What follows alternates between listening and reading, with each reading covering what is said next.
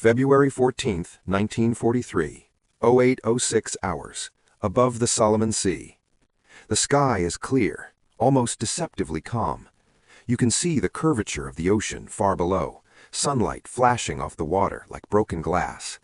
The wind screams past the canopy, a steady howl that never quite fades. Lieutenant Kenneth Walsh tightens his grip on the stick as his F4U Corsair shudders slightly in thin air. Ahead of him, small, pale shapes climbing fast. Zeros. You can almost feel the tension in his shoulders. The Corsair is heavy. Everyone knows that. Too heavy, the Navy says. Too dangerous to land. Too fast for its own good. Even now, some Japanese pilots still think of it as a mistake, a brute with wings. Walsh hears the radio crackle, a warning, then another.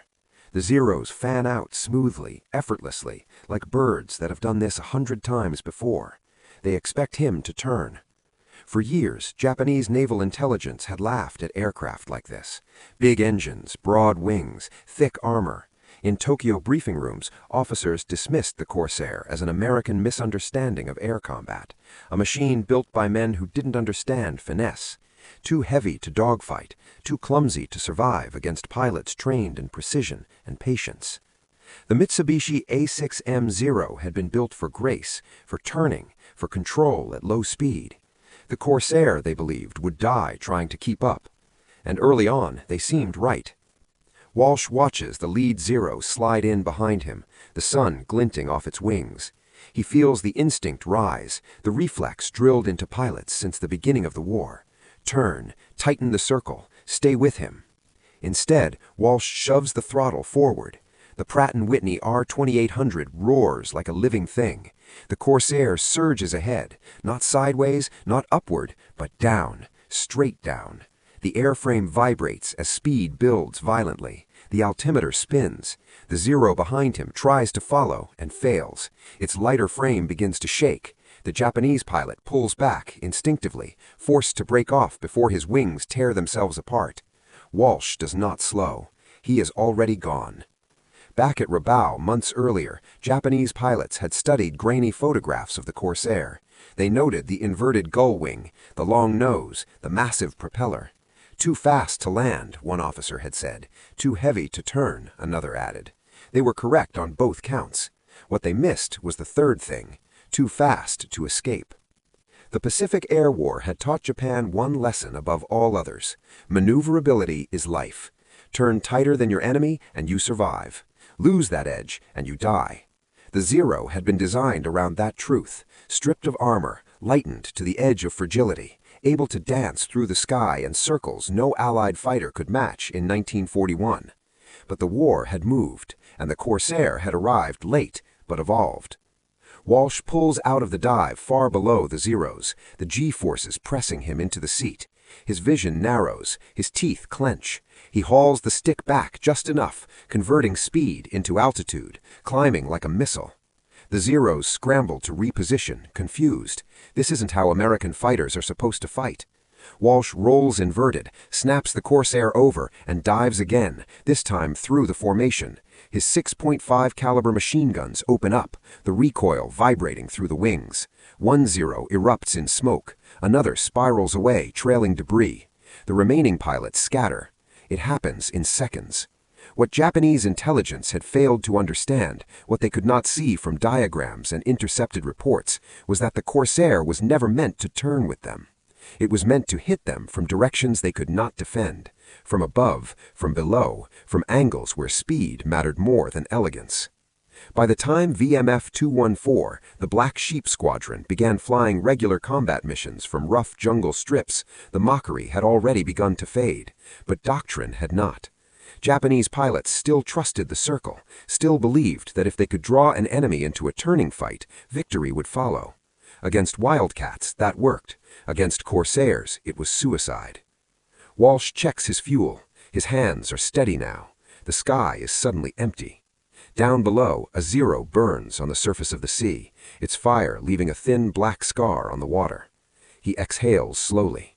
Somewhere, far away, Japanese intelligence officers will write another report, another assessment, another dismissal, perhaps softened now with uncertainty.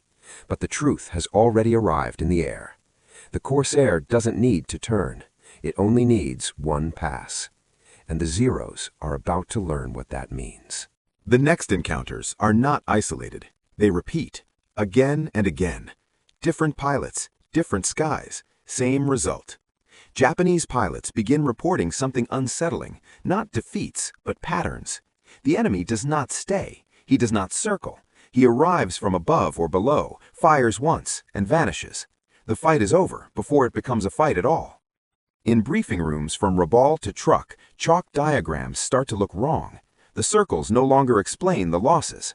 Commander Saburo Sakai, veteran ace, listens as younger pilots speak. They are careful with their words. In Japanese culture, failure is personal. To admit confusion is dangerous. Still, the reports sound the same. The American fighter dives away. We could not follow. It attacked from beneath us. Our guns could not track. Sakai frowns. This is not how air combat is supposed to work. The Zero had been designed for a world where pilots fought within visual range, trading position inch by inch. It was a sword, sharp, precise, lethal when wielded correctly. But swords are useless against something that strikes from outside reach. The Corsair's advantages are not subtle once understood. Speed, altitude, firepower. At over 400 miles per hour in a dive, the F4U simply operates in a regime the Zero cannot survive. The Japanese aircraft lacks armor, lacks self-sealing fuel tanks, lacks the structural strength to follow steep dives without tearing itself apart. The Corsair pilots know this. They stop thinking like dogfighters. They start thinking like hunters. VMF 214 adapts quickly. Operating from Vella La Vella, then Bougainville, the squadron is a collection of men who do not quite fit elsewhere. Many are former flight instructors. Others have washed out of carrier qualification. A few are simply too aggressive. They are led by Major Gregory Pappy Boyington, scarred, unpredictable, already carrying more experience than most men his age. Boyington does not preach elegance. He preaches survival. Don't turn with them, he tells his pilots. You'll lose. Instead, he drills energy tactics relentlessly. High-side passes, boom and zoom attacks, vertical separation, discipline in disengagement. One pass, one kill. Out. Anything else is gambling. The Japanese pilots notice the change immediately. Corsairs appear above formations, drop like falling stars, rip through with cannon fire, then climb away beyond reach. The Zeros attempt pursuit and stall, engines screaming, wings shuddering. Pilots die without ever seeing their attacker clearly. The sky stops feeling like a place of skill. It starts feeling like a trap. In Tokyo, intelligence officers update their assessments. The Corsair is no longer mocked. It is categorized. Dangerous at altitude, lethal in dives, inferior in turning engagements. But doctrine is slow to change. Training manuals still emphasize turning combat. Pilots are still taught to draw Americans into circles, to rely on finesse rather than brute force. And that delay costs lives. One engagement over Bougainville ends brutally. A flight of Zeros attempts to ambush Corsairs climbing out from a strike. Instead, the Americans dive through them head-on. The closing speeds are enormous. There is no time to evade. Machine guns speak once. 3 Zeros fall. The rest scatter. The Japanese pilots do not regroup. They do not counterattack. They flee. That moment spreads through the ranks like electricity. Fear, once unthinkable, begins to creep in. By mid-1943, something unspoken has changed. Zeros still outturn Corsairs, on paper, but pilots no longer seek the turn. They hesitate. And in air combat, hesitation is death. Back at VMF 214's rough strip, Walsh and the others sit on ammunition crates, sweat-streaked, exhausted. They say little. The aircraft are refueled, rearmed, patched, and sent back up. Losses are replaced. Pilots rotate. The machine keeps going. The Corsair is no longer a curiosity. It is a system. And the Zero is no longer the hunter. It is being hunted. Far above the Pacific, the balance of power is tilting. Not because of a single ace or a single battle, but because one side has learned to fight the war that is, not the war they wish they were still fighting, and the Zeros are running out of sky. By late summer 1943, Japanese pilots begin to describe the sky differently. Not as space, not as freedom, but as something occupied, something watched. Corsairs are no longer rare. They appear at altitude, circling high above the fight, patient, waiting. You can almost feel them there, even when you can't see them. A presence just out of reach, engines throttled back, noses pointed down. For Japanese pilots trained to believe altitude is temporary and turning skill is eternal, this is deeply unsettling. The sky no longer belongs to the best turner. It belongs to whoever controls energy. Lieutenant Hiroshi Nakamura lifts off from a forward strip near Rabaul just after dawn. The air is thick with humidity, the kind that makes engines feel sluggish and lungs burn. His Zero climbs easily at first, light as ever, wings responding instantly. He feels confident. Then the warning comes. Not from the radio, from instinct. A shadow flashes across his canopy, too fast. Nakamura pulls hard into a turn. The movement is automatic, ingrained. The Zero responds beautifully, carving the air in a tight arc. But nothing follows. Instead, gunfire erupts from below. The Corsair has come up at him, climbing vertically, firing as it rises, using speed to do what turning never could. Nakamura barely has time to roll before his wing shudders, fuel sprays, the engine coughs. He dives instinctively and realizes his mistake instantly. The Corsair dives faster. This is the nightmare the Zero was never built to face. Its strengths demand commitment. Once you turn, you are committed. Once you dive, you are fragile. Once you slow, you are exposed. The Corsair exploits all of it. It doesn't care about elegance, it cares about physics. Japanese commanders attempt adjustments. Pilots are warned not to chase, to break off early, to fight vertically when possible. But the Zero cannot suddenly become something it is not. Its engine lacks power at altitude. Its wings lack strength at speed. Its fuel tanks ignite with a single well-placed burst. Doctrine cannot rewrite metal.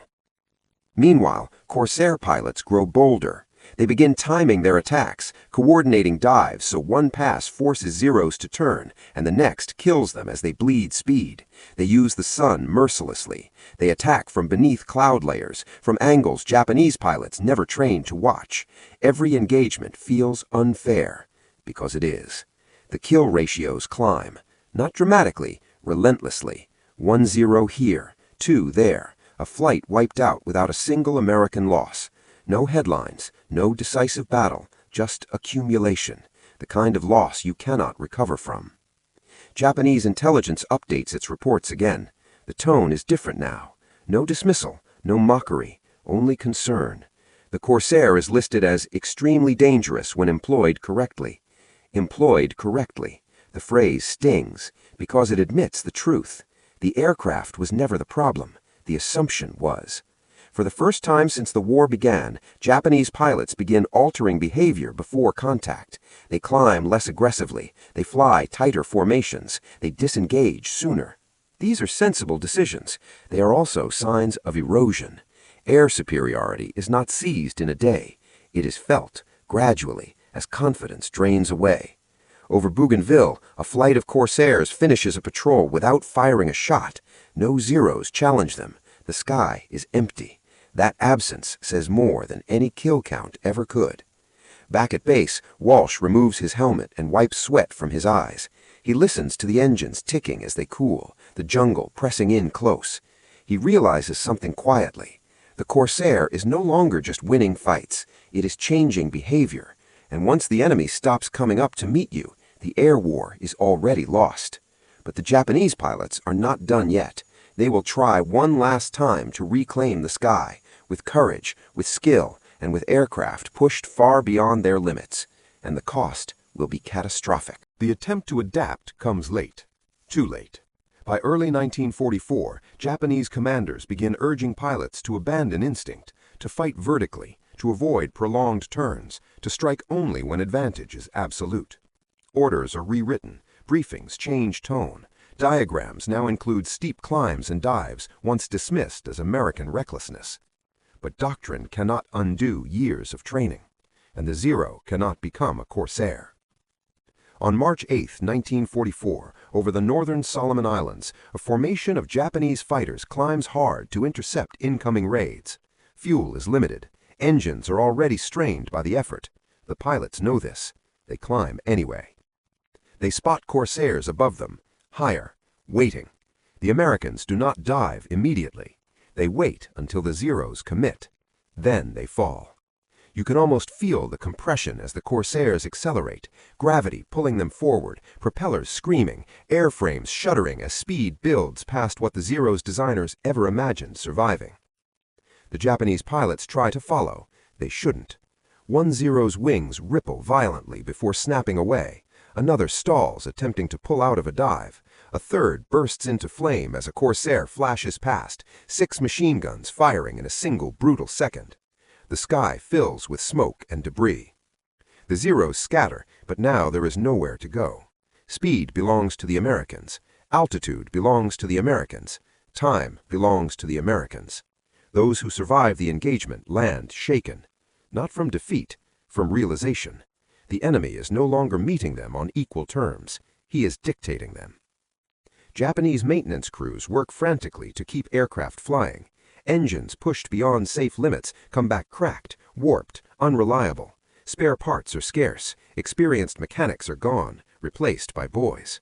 Meanwhile, Corsairs return riddled with holes and fly again the next day.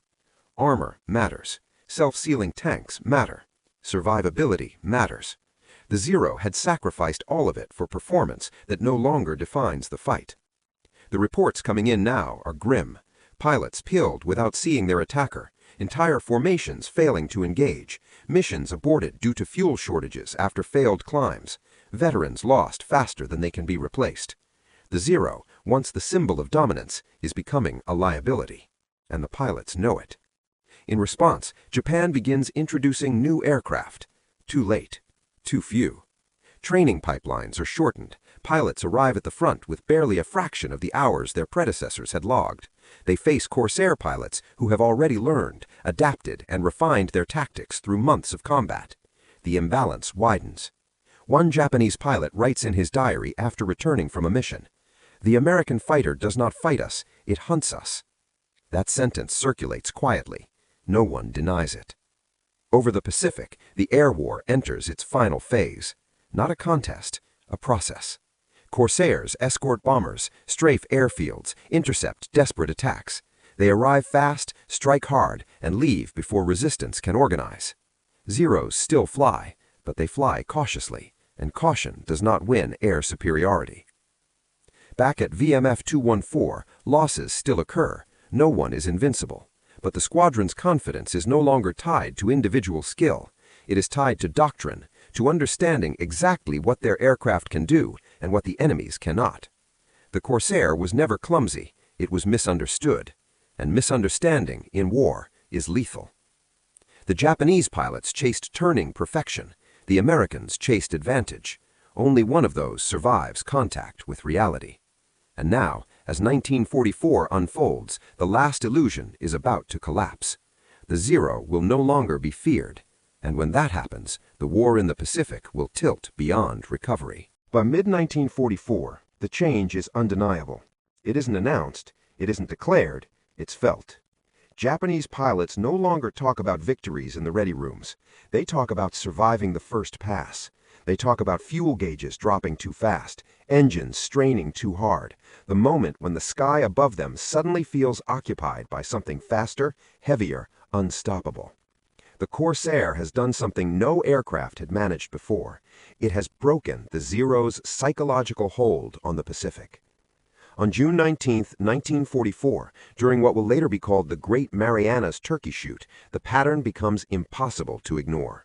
Corsairs and Hellcats patrol at altitude, waiting. Japanese aircraft rise to meet them, brave, disciplined, doomed.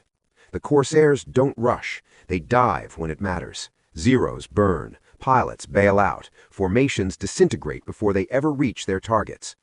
For Japanese commanders watching from carriers and airfields, the realization is brutal. The enemy is not just shooting down aircraft, he is erasing experience. Veteran pilots vanish in minutes. Replacements arrive with hours, not years, in the cockpit. The Zero had once magnified skill. Now it magnifies mistakes. In the debriefings that follow, American pilots speak calmly, methodically. There is no triumph in their voices, only confirmation. Don't turn. Keep your speed. One pass is enough. The Corsair has become doctrine made metal. Its power is not in dogfighting glory, but in denying the enemy the fight he trained for. Japanese naval intelligence files its final assessments. The language is clinical, restrained, almost resigned. The Corsair is described as dominant in vertical combat, extremely dangerous when controlling altitude, difficult to counter with existing aircraft. No mockery remains, only acknowledgement. For the pilots who face it, the Corsair becomes something else entirely. Not a machine, a warning. When its silhouette appears above the clouds, decisions must be made instantly. Fight and die, dive and be hunted, turn and be outpaced. There is no right answer anymore. The sky has stopped being neutral. Lieutenant Nakamura, one of the few survivors from the earlier months, watches a formation of Corsairs pass overhead without engaging. They don't need to. They already own the altitude, the fuel, the time. He understands then that courage is no longer enough. Skill is no longer enough. The war has moved beyond what the Zero can give. The Corsair was never graceful. It never needed to be. It arrived with armor where the Zero had none, with firepower where the Zero relied on precision, with speed where the Zero trusted turning. Japanese intelligence mocked it because they judged it by old rules, rules the Corsair had already abandoned. Wars are not decided by the best machine. They are decided by the machine that fits the war as it becomes. The Zero was perfect for the opening act. The Corsair was built for what came next. And when it began killing Zeros from impossible angles, it wasn't just winning engagements, it was ending an era. The moment Japanese pilots stopped laughing was the moment the sky chose a side.